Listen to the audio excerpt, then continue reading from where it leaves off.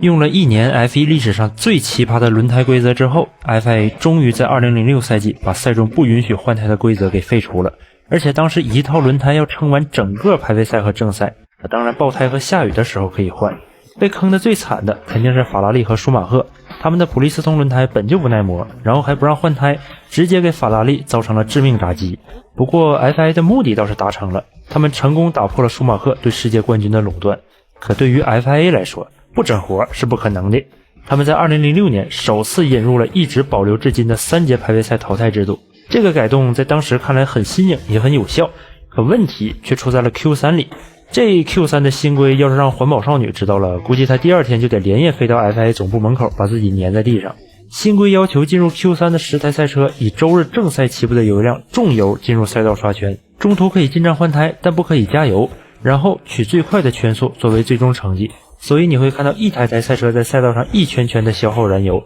甚至还会出现为了争夺更好的赛道位置而缠斗的情况，观众直呼过瘾。这就是所谓的烧油圈。等油都烧得差不多了，车身够轻了，车手们才开始认真刷圈。所以当时的 Q1、Q2、Q3 还有另外一种叫法，叫 Heats 1、Heats 2和 Super Pole。排位赛结束回到 Parc Fermé 之后， FIA 会把消耗的油量加回来，但并不是烧多少油就加回去多少。FIA 对每条赛道都有不同的耗油量指标，会按照 FIA 指定的平均每圈耗油量乘以每位车手 Q3 跑的圈数来给每台赛车重新加油。假如 FIA 把某条赛道的油量消耗定为平均每圈2公斤，某位车手在 Q3 跑了6圈，那么赛后就会补回来12公斤的燃油。FIA 的目的是想通过新的排位赛油量规则增加正赛的策略多样性，车队可以自己选择轻油起步占据赛道位置，还是重油起步占据策略优势。但没成想催生出了一种新的排位赛战术，车队会让车手们用低引擎转速刷圈来省油，如果每圈能省下来 0.4 公斤燃油，那么6圈就一共能省下来 2.4 公斤，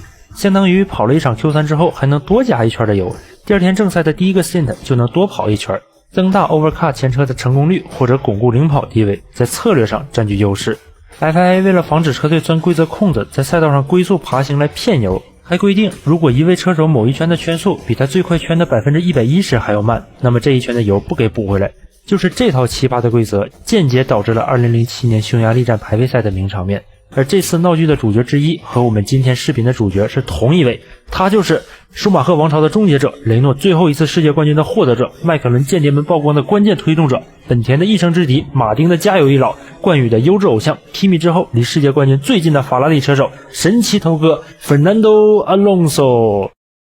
法拉利上赛季被削之后，本以为阿隆索和 Kimi 会奉献一整个赛季的精彩对决，但谁知道迈凯伦的稳定性太差了，赛季初被雷诺甩开了很远，不能换胎的规则也坑了 Kimi 一把。所以尽管迈凯伦是2005赛季最快的赛车，有7个杆位和10座分冠，但他们还是败给了同样有7个杆位但只有8座分冠的雷诺。Kimi 下半赛季的力挽狂澜也无法阻止稳如泰山的阿隆索提前3站夺得世界冠军的脚步。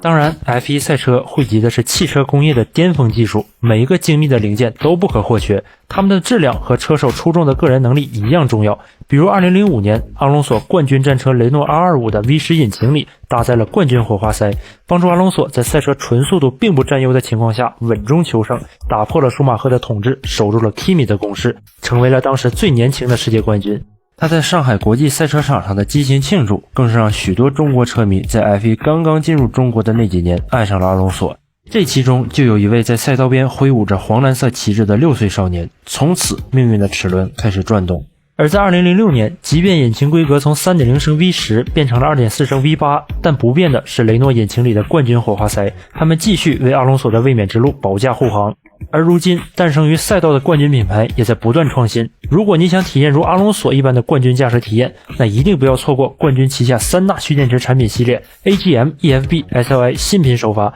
下单就送2大好礼，记得上途虎养车 APP 搜索冠军蓄电池了解详情。好，回到比赛，排位赛的情况和季前测试所展现出来的形式很类似，主打一个大乱斗。换胎规则恢复之后，法拉利恢复了元气，舒马赫和他的新队友马萨包揽头牌，一度在季前测试登顶的巴顿开着本田 2A106 拿下第3，他的新队友上一年被法拉利的2号车手待遇气走，来到本田的巴里切罗排在第6，而志在卫冕的阿隆索在 Q3 轻油刷圈时失误了，轮胎也磨没了，只排在第4，开局不利。再往后是迈凯伦的蒙托亚，看到这儿，想必大家也发现了 Kimi 去哪儿了。他在第2节猎鹰赛就遭遇了赛季首次机械故障，跑 Q1 的时候尾翼又免费了，还颠成了3轮车。然而 Kimi 可能是着急回去吃冰棍的，直接拖着这条脱落的右后轮回到了维修区，引发红旗，并没有做出有效的成绩对尾发车。那么在2006年的 F1 揭幕战，是舒马赫一雪前耻重返争冠行列，还是阿隆索完成翻盘向卫冕发起冲击，又或者是巴顿拿下自己的第1座分站冠军呢？5盏红灯熄灭，比赛开始。那巴顿你倒是动一下呀！阿隆索顺势来到第3，他甚至可以在1号弯之前攻击一下马萨，但是马萨已经变线2次了，进入1号弯之前他不能再画龙了。阿隆索瞅准时机来到外线，出3号弯他的尾速更快。4号弯头哥走了一个交叉线，超过马萨来到第2，把自己昨天排位赛的失误弥补了回来。可以看到阿隆索的出弯非常自信，非常稳，这就不得不提到雷诺搞出来的一套黑科技了——调谐质量阻尼器，简称 Come on。TMD Tuned Mass Damper， 简单来说就是把高层建筑里用来抵抗地震和强风的减震系统缩小，再放到鼻锥里，这样赛车过弯的稳定性就会提高，同时也可以放心吃路肩，不必担心车身抖动，走上更好的线路。可以发现雷诺226赛车即便是开到了沙石地里，它的车身也要比法拉利 248F1 要稳。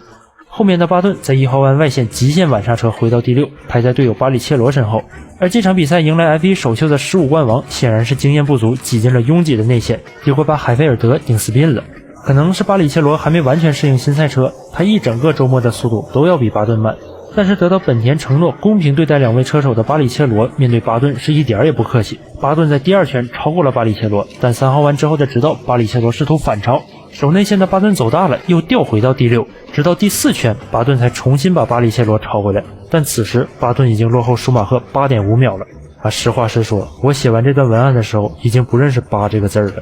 此时马萨慢慢追到了阿隆索身后，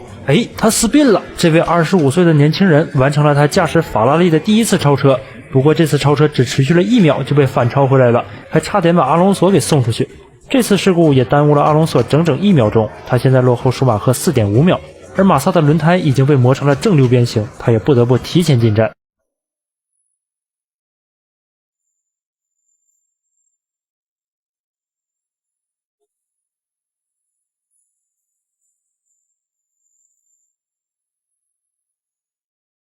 46秒，警出有致都过去了。恭喜马萨少走了好几场比赛的弯路，他在法拉利生涯的第9圈就提前适应了混绝进站，体会了一把前辈埃尔文的意难平。这种失误在铁三角时期确实不多见，但2006年已经是铁三角的最后一年了。We just need 1 or 2 tenths faster to be safe from Michael. 1 or 2 tenths. 没有了马萨的攻击，工程师提醒阿隆索提速，这样才能有 overcut 的机会。但舒马赫最不怕的就是刷圈，当年他上演19圈排位赛水平的圈速的名场面，多停一次翻掉迈凯伦的时候，头哥才刚成年，舒马赫反手就把阿隆索刚刷的最快圈抢走了，而且一圈比一圈快。他第15圈的圈速甚至要比阿隆索的最快圈还要快 0.7 秒，直接把差距拉大到了 6.2 秒。随后舒马赫立刻进站，加了18圈的油，是标准的主流2停策略，出站正好在巴里切罗身前，老队友之间还真是难舍难分呐。下一圈一台雷诺也进站了，但这是费斯切拉，不是阿隆索。然后 F1 转播史上的转折点出现了。Whatever. Apologies for that. Piece of colourful language from Fisichella, but 费斯切拉整个周末的速度都不好，排位赛也只拿到了第9。车队把引擎里所有 Park 分配与规则内允许换的零件都换了，结果到头来发现是液压系统的问题。看着阿隆索在前面争冠，自己却连续被克莱因、韦伯、小维伦纽夫和 Kimi 过掉，他也是忍不住在 T2 里口吐芬芳，最终在第22圈退赛。但当时的 T2 转播是没有延时的，所以这段 T2 没经过消音就播了出去。正是有了这次教训，日后的 F1 比赛才给 T2 加上了延时和消音。舒马赫进站了4圈之后，阿隆索也进站了，还顺便调整了一下前翼，但是想要 overcut 是绝对不够的，而且舒马赫重油冷胎刷圈的能力非常强，所以尽管头哥轻油多跑了4圈，但他们之间的距离只缩短了1秒。但恰恰就是前翼这处小小的调整，让阿隆索迅速逼近了舒马赫。5圈之后，头哥已经追到了舒马赫身后1秒以内，但目前场上排在第3的居然是 Kimi， 他还没进站，想来个1停，从倒数第1暂时来到了第3。舒马赫、阿隆索在前排缠斗，Kimi 后排发车逆袭，这简直是梦回2005年的日本站呐。This is very good, Fernando. We need to keep this distance to Michael for when he stops. We need to keep close to Michael. 现在舒马赫的位置已经岌岌可危了，他的二停肯定要比阿隆索早，而头哥也不着急，以他现在的速度来看 ，overcut 已经不成问题了，不用非要执着于赛道上的超越。第37圈，舒马赫进站，停站花了 8.7 秒，而以阿隆索的油量来看，他还能跑个4圈左右。如果想要翻盘，必须全力推进，但是他却遇到了慢车。不过舒马赫在出场圈也锁死了，两个人都被耽误了一些时间。此时阿隆索即将套圈马萨，眼看慢车成群没有干净的空间，头哥立刻进站完成最后一停， 7.7 秒，比舒马赫快了1秒。而在舒马赫进站前，头哥还落后 1.3 秒，他能不能补上这 0.3 秒的差距呢？头哥出站了，而舒马赫也踩死了油门，全力冲向1号弯，他们俩几乎同时入弯。阿隆索守住内线，刚好给舒马赫留足了空间，头哥领跑了2006年巴林大奖赛。随后舒马赫再次锁死，又把两个人的距离拉大了一点。现在他们的油量相同，但头哥的轮胎更新，还有黑科技 TMD 加持，舒马赫想要反超，那真是河南人去荷兰难上加难。这也是当时的奇葩排位赛 Q3 规则带来的为数不多的好处之一。排位赛成绩落后的车队可以通过策略完成翻盘，而从这段车载可以看得更明显，头哥要比舒马赫更敢于吃路肩，也因此能占据更好的线路。但是很可惜，从2006年德国站开始 FIA 就禁用了 TMD， 至于原因还是那两个万能借口， TMD 是个可移动的空气动力学套件以及安全问题。他们说 TMD 更多的是用来提升空洞效率，而不是机械性能的，所以应该算作空气动力学套件，而它会动，没有与车身的弹性部分保持相对静止，并且这个小玩意还很重，飞出来散落在赛道上，砸到其他车手或者马修都很危险，所以综合这两方面的考虑，必须禁掉。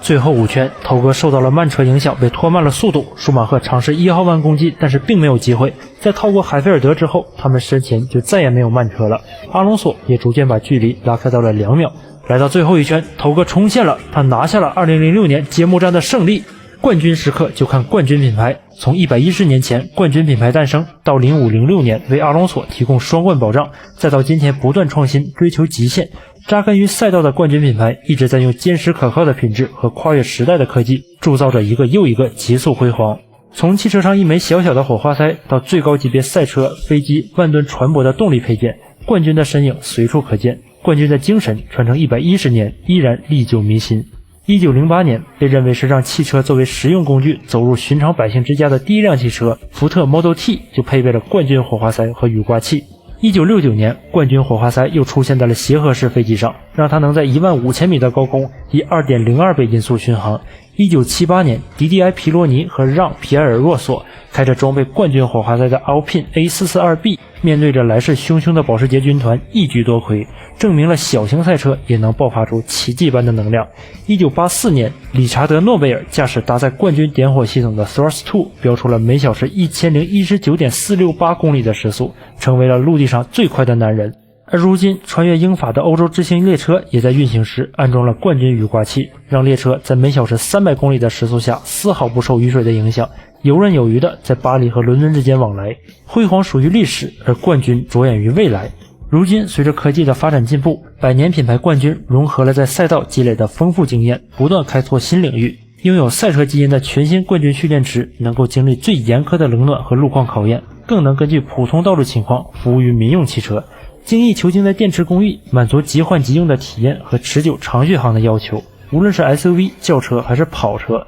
冠军蓄电池都会用安全可靠、动力充沛的承诺让爱车启动澎湃如初。Racing Frame 板栅设计能在提高强度的同时降低电阻，完成车辆快速启动。负极板添加纳米碳材料，配合超低内阻玻璃纤维隔板，使冠军蓄电池充电接受性和恢复能力提高了 50%， 快速满足启停车辆的用电需求。同时，冠军 AGM 启停蓄电池满足了启停车辆对蓄电池能量增长的要求，攻克了 PSOC 循环寿命等技术难点，使电池深循环寿命提升4到5倍。同时增大了氢氧离子通道，降低内阻，使电池自放电减小了 35.63%。另外，多元铅钙锡材质也能提升耐腐蚀性，让寿命额外提升 18.3%。性能和寿命方面得到保障后，冠军蓄电池的安全性同样值得信赖。专利迷宫结构设计形成超长距离以及多次阻隔来阻止电解液流出，强化安全性。阀控平叶式设计消除发生事故时 P-SOC 蓄电池酸液泄漏造成的风险。特殊嵌套倒钩结合冷压工艺，可承受最大25千牛的外部冲击力，让电池结构更牢固。零下40度的寒冷气候下，冠军蓄电池仍能保持强劲的启动性能，75度的酷热环境中也依然能保持产品的持久。重要的事情再说一遍，冠军旗下3大产品系列 AGM、EFB、SLA 新品首发，下单就送2大好礼，记得上途虎养车 APP 搜索冠军蓄电池了解详情。冠军之路蓄能不息。在舒马赫与头哥身后，第一拳就撞坏了前翼的罗斯伯格踩了个单车先外后内过掉了克莱因，上到第7。在那个只有前8有分的时代，罗斯伯格成为了第55位首秀就拿分的车手，从此一段辉煌的15冠生涯拉开帷幕。罗斯伯格身前的47秒，一位从倒数第1起步的 Kimi 获得了季军，他的一停策略让他兵不血刃地超过了18台车。比赛里2次超过 Kimi 队友蒙托亚的巴顿跟了 Kimi 10好几圈，硬是没过去。这个领奖台组合算得上是当时最具实力和天赋的组合了，3个人连续包揽千禧年伊始的8座世界冠军，成了一代人的回忆。而如今我们依然能看到头哥在场上飞驰，这着实是我们的幸运。这场比赛里最提气的当然是阿隆索，策略翻盘通常是法拉利铁三角的拿手好戏，而这次头哥以彼之道还施彼身，用舒马赫的方式击败了舒马赫，在揭幕战打击了一下法拉利帮舒马赫争夺8冠的士气。经历了昏厥的2005年之后，舒马赫的心态也不一样了。如果是05年以前，舒马赫要是以这样的方式输了一场比赛，那他肯定不会在领奖台上有好脸色的。但现在一场亚军就足以满足他了。整个上半赛季，头哥不是第1就是第2，把舒马赫拉开了25分。而在当时，一场分站冠军只有10分，即便 TMD 在下半赛季被禁，雷诺一圈慢了 0.3秒，但阿隆索还是凭借前期积累的巨大优势和自己稳如老狗的表现，当然还有法拉利最后2站的自废武功，最终有惊无险地拿下第2座世界冠军，这是他留给雷诺最好的告别礼物。